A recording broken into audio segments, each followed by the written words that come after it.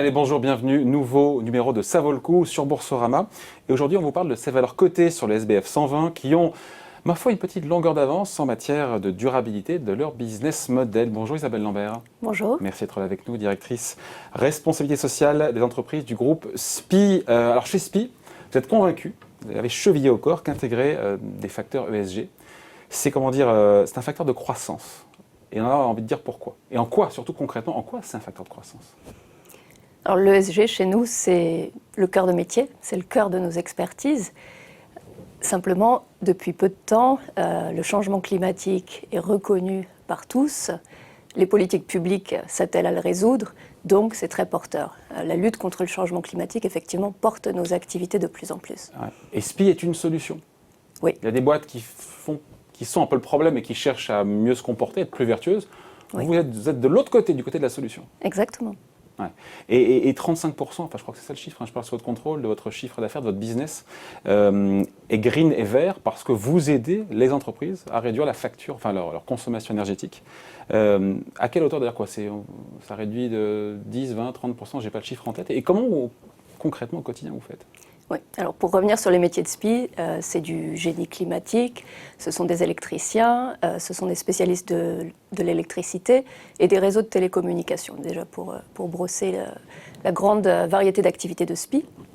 Et effectivement, pour la première fois, SPI est du côté de la solution depuis des années, de par ses cœurs de métier, mais il s'agissait de poser un diagnostic sur le côté vert de nos solutions et ce qu'elles apportent effectivement.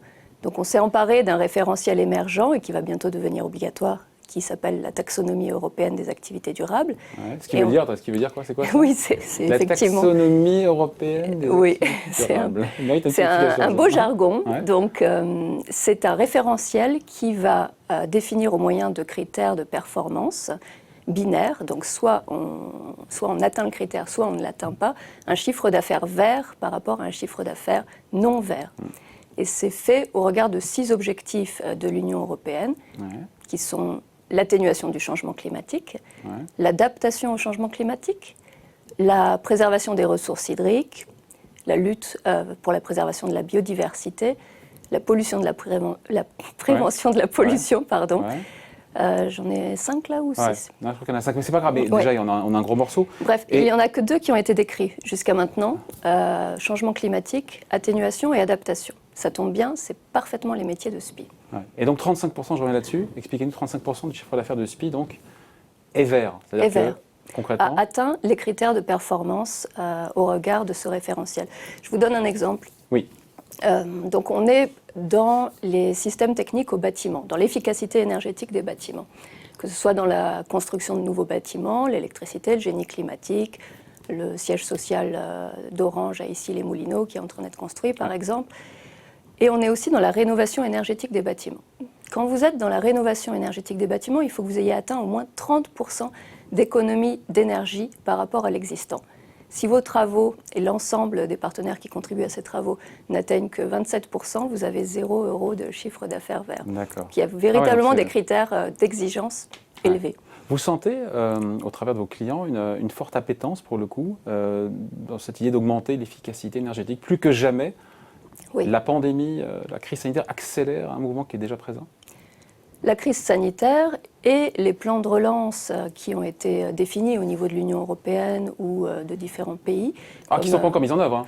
Qui ne sont pas encore mis en œuvre, mais qui donnent un signal. Ouais, ce que je disais, les politiques publiques sont là, elles sont stables dans la durée. Et les clients, je vais vous donner un exemple, SPI l'année dernière, 2020, a doublé ses certificats d'économie et d'énergie délivrés pour les clients. Même tendance pour les contrats de performance énergétique. Donc tous ces moyens qui nous engagent sur les résultats vis-à-vis de nos clients en termes d'économie d'énergie et du coup de réduction d'émissions de gaz à effet de serre générées. Et de l'empreinte carbone. Dans l'ESG, il y a E, évidemment l'environnement, on en parle chez SPI, mais il y a aussi le S. Je voulais qu'on s'arrête un petit peu là-dessus quelques instants. Et là, pour le coup, j'ai l'info, mais vous allez m'expliquer un petit peu. Un tiers des 47 000 collaborateurs de SPI dans le monde est actionnaire de SPI. Oui. Alors dans le monde, oui, SPI est essentiellement une société européenne. je dirais 96% de nos effectifs sont en Europe, même en Europe du Nord. Oui, un tiers est actionnaire et donc on participe à des campagnes d'actionnariat salarié qui nous permettent d'acquérir des actions avec une décote de 30%. Et c'est une marque d'engagement, évidemment, des salariés et de confiance des salariés vis-à-vis de leur entreprise. Ce qui est intéressant, c'est que la campagne qui a eu lieu cette année, elle a été encore mieux souscrite que celle de l'année précédente. Oui, oui, même en période de pandémie, de crise, où on pourrait imaginer que des employés soient un peu anxieux par rapport à l'avenir, ça n'a pas du tout été le cas. Ouais. Après, il n'y a pas seulement le fait d'être actionnaire, il y a aussi le développement, j'ai envie de dire, pas de la formation, mais des compétences des collaborateurs. C'est une priorité, enfin je ne sais pas si c'est une priorité, mais c'est quelque chose d'important dans le groupe, ça? Bien sûr. Alors, SPI crée les emplois verts de demain, des emplois d'avenir. On a 46 000 employés dans le groupe et on recrute en permanence. Cette année, on a continué à recruter et à former, évidemment. Dans le recrutement, je vous donne un ordre de grandeur, donc 46 000 employés, on a recruté plus de 3 500 personnes cette année. Et dans le développement, on a un recours très très fort à l'apprentissage, avant toute chose en France et en Allemagne. On a 2000 apprentis en permanence dans le groupe, comme ça, qui tournent et qu'on cherche à employer évidemment à la fin de leur cycle. Alors, juste un petit mot comme de la bourse. SPI a bien résisté en bourse dans cette crise sanitaire, ou tout le moins depuis le début de la crise. Comment est-ce que vous l'expliquez? Est-ce que, on va dire, les thématiques RSE, le ESG, est-ce que tout ça porte un petit peu le titre ou est-ce que ou pas?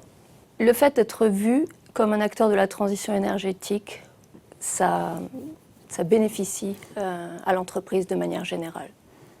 Oui. Bon, et nous sommes questionnés par beaucoup d'investisseurs justement sur notre alignement avec les différents plans de relance et sur les échéances des plans de relance. Si vous les regardez, ils ont tous 3 piliers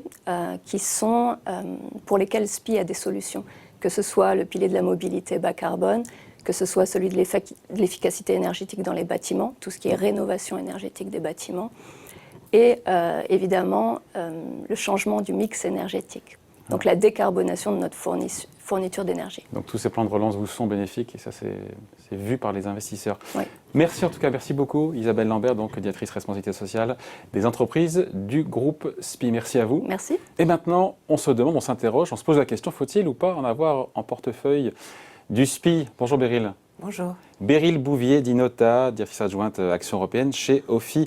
Vous en avez un portefeuille? Oui. La question c'est dans l'émission, est-ce que ça vaut le coup? Oui. Non, mais est-ce que ça vaut toujours le coup? Est-ce que ça vaut encore le coup? Oui. Alors oui, c'est une bonne question parce que c'est vrai que le titre, il a fait 130% sur le plus bas du Covid, mais il n'a fait que 3% depuis le début de l'année 2020. Je trouve que SPI réconcilie 3 gros avantages. D'abord, c'est une société qui a une vraie politique de RSE au cœur des opérations, donc une vraie recherche d'intégrer les critères ESG. Le deuxième point, ça on l'a vu avec Isabelle, il y avait aussi une activité verte, donc en fait qui lui donne une certaine visibilité sur son business model, avec un vrai potentiel de croissance à moyen terme. Et puis un modèle économique basé sur les services, avec un grand nombre de prestataires et de contrats, qui lui a donné une certaine résilience. Et on l'a vu dans la crise du Covid, certes l'activité a baissé, certes la marge a baissé, mais dès le Q3, on a vu avec le déconfinement une certaine résilience intéressante puisque déjà on peut anticiper qu'on reviendra sur une marge normalisée de 6% l'année prochaine. Donc c'est vraiment cette photo du dossier qui est intéressante. Et qui donne du sens à un portefeuille, à votre portefeuille. Oui. Donc ça coche les cases à la fois du financier et l'extra-financier. Voilà, et toutes les cases de l'extra-financier, puisque bientôt, SPI sera capable de démontrer les émissions de CO2 qu'elle permet d'éviter et de les quantifier. Donc ça veut dire qu'en fait c'est plus facile quand on a une boîte comme SPI en portefeuille de mesurer, de calculer l'impact positif en tout que cas, la valeur a. Oui, c'est dans la feuille de route. Oui, tout à fait. Bon, donc plus que jamais, ça vaut le coup d'avoir du SPI en portefeuille. Merci Beryl. Merci. Et donc évidemment, rendez-vous la semaine prochaine sur Boursorama pour un nouveau numéro de Ça vaut le coup.